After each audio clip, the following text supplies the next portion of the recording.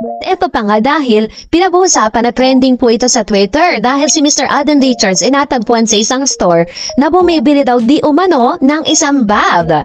Ito po ay sabi ng isang account po sa Twitter, wala ito, nagkataon lang talaga mga sisis, wag na wag tayo magiging delulo. Sa ang branch ng Bottega Veneta Yarn, Hello Love again now showing in theaters near you. So isa po sa mga nag-post nito at nakita po natin na dala-dala ni Miss Catherine Bernardo ang isang bag na ito na nakita po dun sa shop kung saan natagpuan si Tisoy.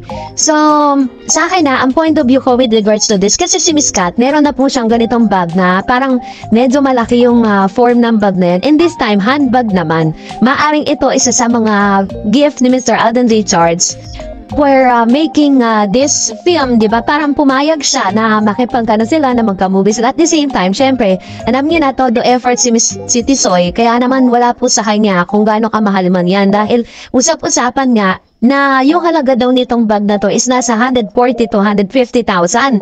Grabe, di ba? Pero syempre, alam niya na barya-barya lang yan sa kanila dahil grabe naman yung mga talent fin itong mga to, no? Pag gumagawa ng mga pelikula at gumagawa din ng mga endorsement. But anyways, eto na kasi pinag-uusapan din po ngayon ng ilan sa mga dati pong bashers na hindi naniniwala sa hotdog. Ngayon, nag-iba ang ihip ng hangin. Meron po silang sinasabi at pinapatunayan nila patungkol sa hotdog. Panoorin natin ito.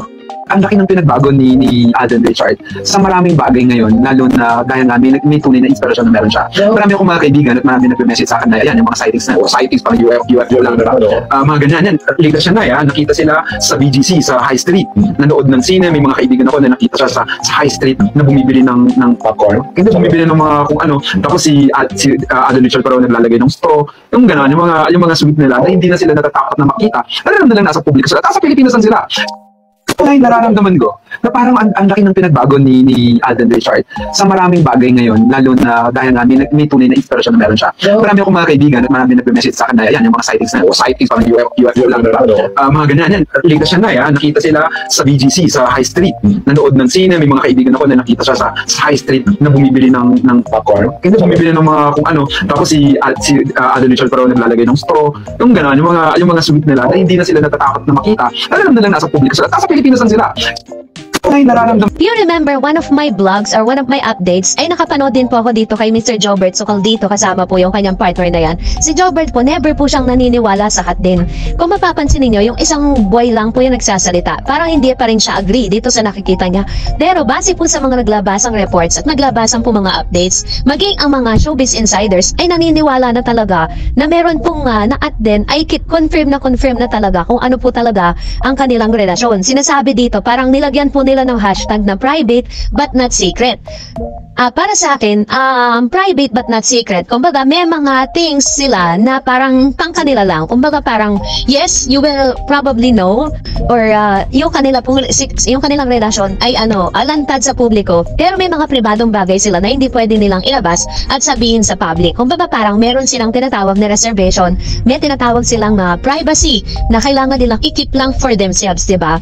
So, which is napakaganda, diba? Kumbaga, parang ang ganda ng setup kung ganyan talaga yung status ng kanilang relasyon ngayon, private but not secret. Kasi kung tutuusin naman talaga, kahit anong pilit po nilang itago yan, mga sikat na tao to ang lahat ng tao invested sa kanilang relasyon, invested po sa kanilang buhay. Tayo nga, very invested tayo sa buhay ni Alden at ni Catherine.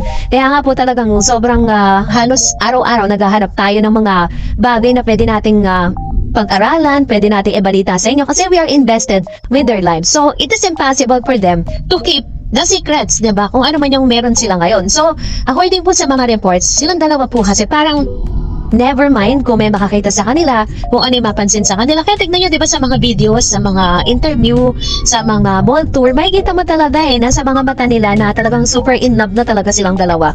At makikita mo na talagang may common understanding sila talaga sa lahat ng bagay. Kaya, I would probably say na talagang private sila, pero hindi sikreto. So kayo po, ano po ang inyong saloobin patungkol sa pagiging private but not secret relationship ng hotdog? I-comment nyo po sa comment section at babasahin natin sa next update.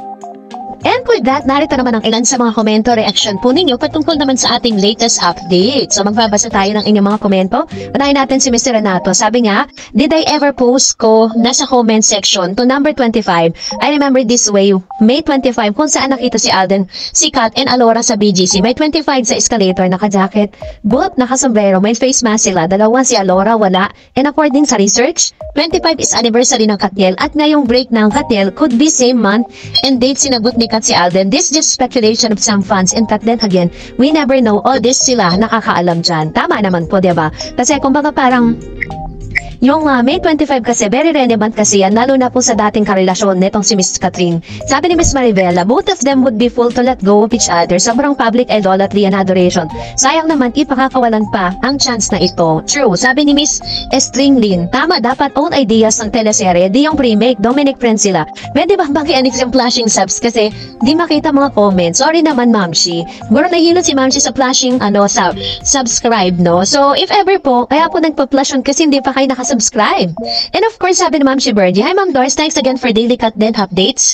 God bless you more again. Congratulations Kat Den for their highest gross ng HLA. 930 million in only 10 days. Ma'am Doris, yung idol kita, nag-post po siya ng Ma'am Doris.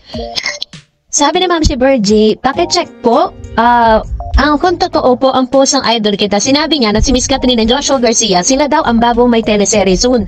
So na raw ng teleserye nila. Totoo kaya yan, Ma'am Dars? Pero baka hindi totoo kasi base sa interview ni Miss Kat, more time ang kailangan niya, diba? Parang sa pagkakalam ko, wala pong katotohanan yun, ano?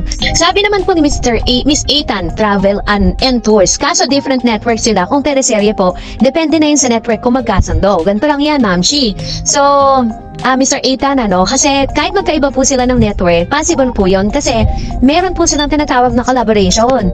Kung si Mr. Joshua Garcia nga po, nagkaroon ng teleserye kasama po ang GMA Stars. Ganun na po kasi yung yabanan na yun kasi wala silang prangkisa. Sabi po ni Ma'am Birdie, Ma'am Dars, dapat may teleserye sila kagad or movie again. Tignan nyo ang Kim Pao, after nung What's Wrong with Secretary Kim, nagka-movie sila kagad. And sabi ni Ma'am Teresa, has excited to watch HLA here in Manchester, UK this November 23. I was in London when it was showing there, but I have some errands to do and finally showing here in Manchester. Ay, congratulations, Mamshi. Dahil masasaksiyan mo na ang pinakamagandang movie of the year, no? Ang highest top grossing film, and deserve nyo po rin po yan na mapanood, lalo-lalo na yung mga OFW na katulad ninyo. And sabi po ni Mamshi Christine Celeste, hanggang ngayon, palagi yung magkadikit kahit saan sila pumunta, kahit off work sila. Hindi nga magkaiwalay, ano pa matawag mo doon? Love, Kat Den USA. Pero naman, diba? Sabi ni Ma'am Shidilibet, yep, action speaks louder than words. Magjowa na ang datingan galawan din. Sa totoo lang, bagay po talaga at kilig. Actually, marami nagsasabi niyan. Ibang-iba yung chemistry kasi talaga nila. Sabi ni Ma'am Shiana Belvarde, sila na nga siguro kasi makikita mo mga kilos nila. Iba yung sinasabi ng bagay sa galaw ng katawan nila. Naniniwala talaga ako na dahil na sa mga networks nila, kaya di nila makonfirm yung relasyon nila. Kung si Alden na masusunod, ipagsisigawan na niya, jowa na niya si Kat. Si Kat naman, masumusunod lang sa network niya. Mataas ang respeto niya sa management niya. Kaya di rin niya masabi sa madlang people. Anyway, basta lang silang magkasama at nagkakaunawan sila, okay na yon. At silang love team at laging may movies at teleserye. Masaya na tayo ron. Basta off-cam sila na talaga, kampante na tayo. Very true. Ang dami ng mga videos na mga behind the scene videos na nagkalat ngayon sa social media, lalo na ngayon nasa ibang bansa sila. Kitang-kita mo sa mga mukha nila, ang saya-saya nila. Talagang parang mapapaiyak ka na lang sa ligaya na makita si Catherine na sobrang saya kasama si Alden. Si Alden na for almost how many years na nag-aantay na may dumating sa kanya. And then after all, eto na biglang-bigla, diba? Parang lahat tayo talagang nabigla kung ano talaga yung talagang laki ng pangkabig, diba? Na ginawa ng Diyos na pagtagpuin sila in a right time, diba? Parang sabi nga ng ilang mga articles at ilang mga showbiz insiders na malaki din ang naitulong ni Alden Richards sa pag-move on ni Catherine. Sabi ni Mr. Ireneo Rodriguez Mesa, Mr. Ireneo, wala namang masama, pareho silang single, Kat Den talunan na siya, kaya wala na silang magawa. Kat Den number 1, di nila matanggap. Congrats! Ayan. Congratulations po sa ating lahat, ano? Dahil always remember that you are always be a part of that success. And that's it for today. For more videos and updates, please don't forget to like and subscribe. And please don't forget to follow my Facebook page, Dar Eds TV. God bless everyone!